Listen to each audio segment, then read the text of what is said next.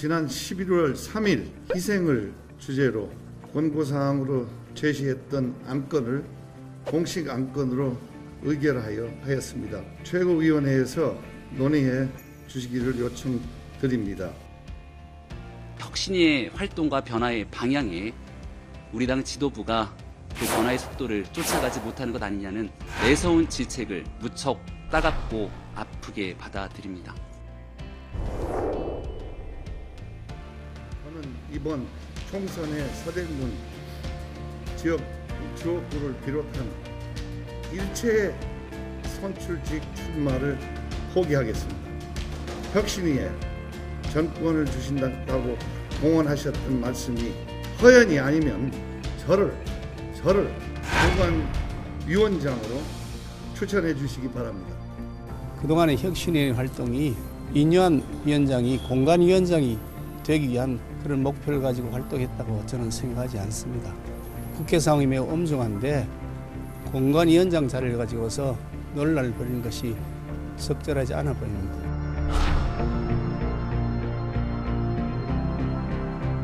선거 대책위원회나 비대위나 뭔가 나오겠죠. 좀 이르지만 한 장관도 거기에 몫을 좀 해주십사 메시지를 그건 문자 보냈습니다. 임기는 크리스마스 전까지예요. 그리고 2주인가 뭐 연장할 수도 있는데 뭐 그렇게까지 하겠어요. 그러니까 거기서 이제 뭐 못 받아들이겠다는 거는 본인들이 그 국민들로부터 여론으로부터 매를 맞죠. 그 잘 생각해야 돼요. 매서운 매가 옵니까? 국민이 매죠. 매 안 맞으려면 잘해야 돼. 잘해야 돼. 그동안 혁신위원회가 참 수고를 많이 하셨는데요. 당의 발전을 위한 나름대로 좋은 대안을 제시해 주신 것에 대해서는 감사드립니다. 안 받을 수 없게 넘겨야죠. 안 받아들일 수 없게. 저를 공관위원장으로 추천해 주시기 바랍니다. 적절하지 않아 보입니다.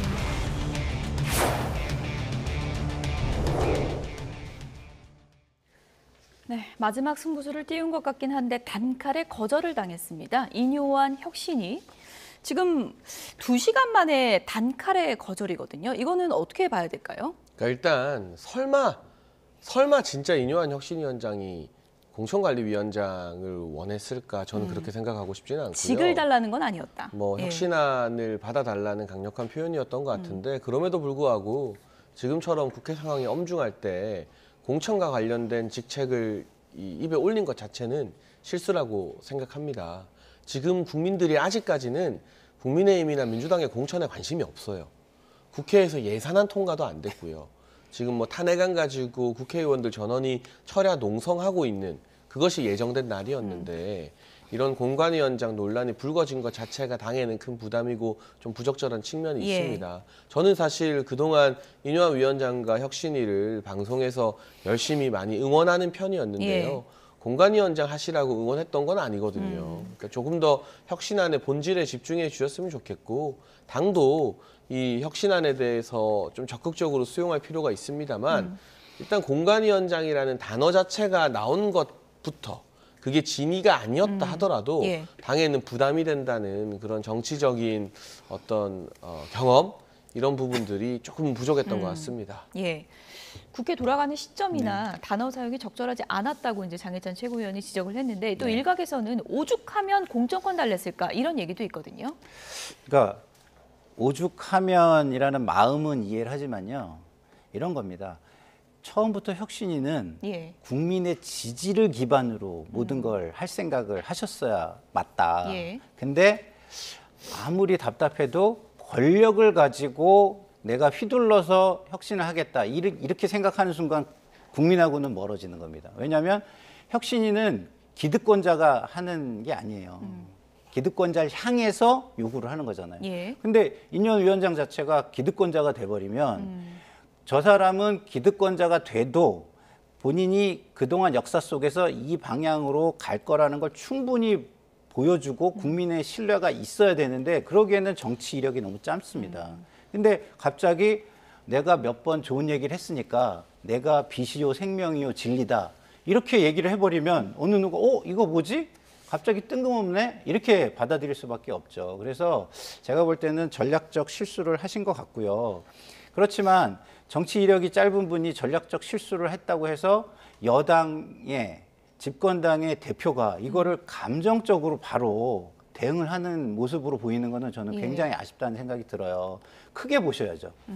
총선이나 당의 미래를 생각하면 인요한 혁신위가 자초됐을 때 오는 피해가 어마어마합니다. 그러면은 지금 장해찬 최고 얘기한 것처럼 직을 달라고 하는 건 아니었을 것이다라는 식으로 얘기를 하면서 정치적으로 푸셨어야지 마치 나보고 좀 희생을 하라고 욕을 하니까 그거에 대한 감정이 생겨서 감정적인 대응을 한 것처럼 보이거든요. 저는 굉장히 좀 볼썽사납다, 양쪽 다 이런 생각이 듭니다. 예. 만약에 인요한 위원장이 지금 내건 지도부나 대통령 측근들의 희생, 그 결단이 전혀 나오지 않으면 지금 혁신위가 조기 종료할 수 있다 이런 얘기도 계속 나오고 있잖아요. 조기 종료하게 되면 어떻게 되는 건가요? 근데 활동 시한에 대해서는 혁신이 내부적으로 정하는 것이기 때문에 저희가 알 수는 없고요. 다만 저는 혁신위에서 이 희생과 헌신이라는 키워드 이런 흐름을 만들어낸 것은 긍정적으로 평가합니다. 항상 그래왔고요. 다만 그게 혁신위가 희생하라고 해서 다음 주에 정치 생명 갑자기 내려놓는 결정을 딱딱 자판기에서 음료수 나오듯이 할 수는 없는 거거든요. 근데 이미 시간은 많이 좀 지나지 않았습니까? 근데 이제 아직 예산안도 안 끝났어요. 국회의 시간이라는 게. 그러니까 총선 공천 국면 예비후보 등록 시한도 아직 멀었습니다. 그렇다면 정치를 그래도 10년, 20년 해온 우리 당의 중진들이나 또는 중진만 문제인 게 아니라 초선들이나 이런 국회의원들에게 명예롭게 결단할 수 있는 본인들의 시간표를 조금 존중해 줄 필요가 있지 않나 하는 생각이 들고요. 제가 뭐 기사 기록으로 다 남아 있을 거예요. 제2, 제3의 하태경이 필요하다. 뭐 중진들 선배들 결단해 줄 것이라 믿는다. 이런 이야기를 했지만 그게 당장 오늘이 아니라고 또 다음 주가 아니라고 해서 의미가 없는 것은 아니다. 혁신위는 그 흐름과 키워드를 만들어낸 것으로 충분히 역할을 다했고 이제 남은 부분을 조금 기다려주면 좋겠습니다. 희생과 헌신의 결단이 이제 곧 나올 거라는 전제를 갖고 있으면 이제 희망을 갖고 볼 수 있는 건데 그렇지 않은 시나리오, 그러니까 인요한 위원장도 비대위라는 단어를 꺼내지 않았습니까? 지도부 폭파하고 비대위로 갈 수 있다 이런 시나리오도 계속 나오고 있는 것 같습니다. 그렇죠. 인요한 혁신이 좌초 이퀄 뭐냐면 국민의 기대가 무너진다는 거거든요. 기대가 높으면은 만약에 실망했을 때 실망의 크기는 훨씬 깊을 수 있습니다. 그렇기 때문에 지금의 지도부는 인요한 혁신이 자초와 함께 비대위 체제로 전환해야 된다는 요구가 굉장히 커질 수 있다라고 저는 생각하고요. 그렇기 때문에 지금 우리 장해찬 최고위원께서 뭐 입장이 있으시니까 어쩔 수 없이 이렇게 말씀을 해주신 거라고 저는 생각하는데 정치 생명을 내려놓는다? 이분들이 초선인가요? 그건 초선들한테나 해당하는 거예요. 이분들은 이미 중진이고 중앙정치인입니다. 한 번 희생했다고 정치 생명이 끝나지 않아요.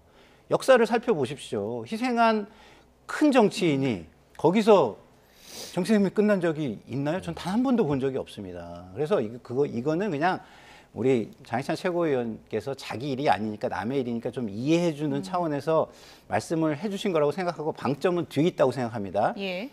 결과는 보여달라. 근데 이게 기다려줘야 된다? 또 저는 여기 동의하기가 힘들어요. 왜? 그분들만 시계가 있나요? 국민들도 다 시계가 있어요. 예? 근데 국민의 시계는 되게 빠르게 흐르고 있는데 본인 시계만 굉장히 느리게 해놓고 이미 많이 기다렸다. 많이 기다렸죠. 그래서 국민의 여망을 먼저 생각하시라 이런 말씀을 드리고 싶습니다.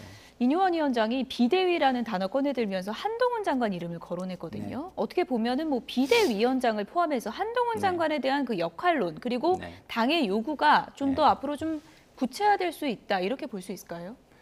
그렇긴 한데요. 어쨌든 비대위까지만 꺼냈으면 참 좋았겠다라는 생각이 제가 드는 게 우리가 칼은 칼집에 있을 때 가장 무섭다고 하잖아요. 그래서 한동훈 장관을 예를 들어서 칼집에서 꺼내놨을 때는 리스크가 엄청나게 커지는 겁니다. 지금 굉장히 잘 활용을 하고 있는데 그걸 꺼내가지고 비대위원장까지 이렇게 올려놓는 게 당이나 한동훈 장관한테 도움이 될까? 이런 생각이 좀 듭니다. 총선 역할론을 놓고 여러 가지 얘기가 나오고 있는 한동훈 장관. 요즘 이 한동훈 장관을 언론 인터뷰에서 가장 많이 거론하고 있는 분은 바로 이분입니다. 함께 보시죠. NHK 이거는 제가 초선 올 때 내가 돈 내고 간 것도 아니고 그때 원내대표 선거가 치열해서 이상수 의원과 그때 정규란 의원 간의 원내대표 선거 때 막 당선된 초선 의원들을 선거운동하려고 선배가 술 한번 맥주 한잔 사준다고 불러서 갔던 자리예요. 이게 룸사롱도 아니고 그냥 단란 주점입니다. 5.18 민주화 항쟁 기념일 전날 밤에 운동권 정치인들이 광주 NHK 룸사롱에서 여성 접객원들 불러서 술 먹고 참석한 여성 동료에게 쌍욕한 것, 그게 팩트고 그 나머지는 다 의견입니다. 이 소년급제라는 게 참 위험한 건데 어렸을 때 사법고시 합격해서 검사하면서 갑질하면서 노동을 해봤어요. 땀을 내봤어요. 뭐 남을 위해서 봉사활동을 해봤습니까? 저는 피 같은 국민 세금으로 월급 받고 일하는 사람입니다. 지난 20여 년간 늘 그 생각하면서 더 열심히 일하려고 노력해 왔습니다. 시대착오적인 운동권 제일주의로 자의 자리에서 땀 흘려 열심히 일하는 국민들 가르치려 드는 송영길 전 민주당 대표가 참 안타깝게 생각됩니다. 송영길 전 대표가 방탄 갑옷 입고 싶은 거 아니냐, 방탄용 출마 얘기하는 거 아니냐, 이렇게도 주장하는데 저에 대해서 송영길 전 대표가 저에 대해서 얘기한 게 분명합니까? 혹시 이재명 지금 더불어민주당 대표에 대해서 얘기하는 거 아니에요? 세상 보는 눈이 전부 다 자기들 같은 줄 아는 것 같아요.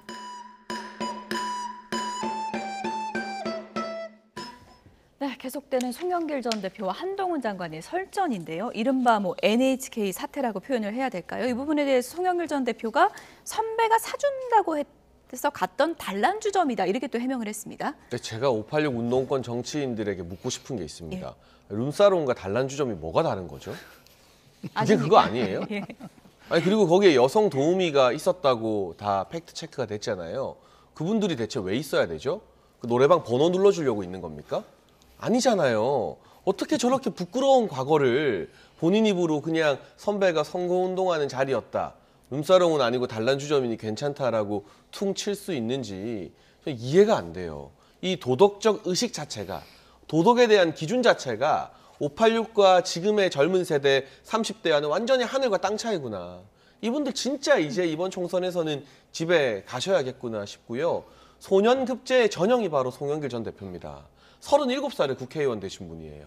40대에 인천시장 했고 50대에 여당 대표했고, 그러니까 본인이 사실 그 누구보다 소년급제한 당사자인데 지금 계속 이야기를 하면 할수록 본인의 어떤 정치적 명성이나 나름 오선이었나요? 이런 것까지 다 까먹고 있는 거거든요. 그러니까 조용히 자숙하면서 검찰의 소환 수사를 기다리는 것이 송영길 전 대표가 소년급제했던 86 정치인으로서 사회에 할 수 있는 마지막 도리라고 생각합니다. 예.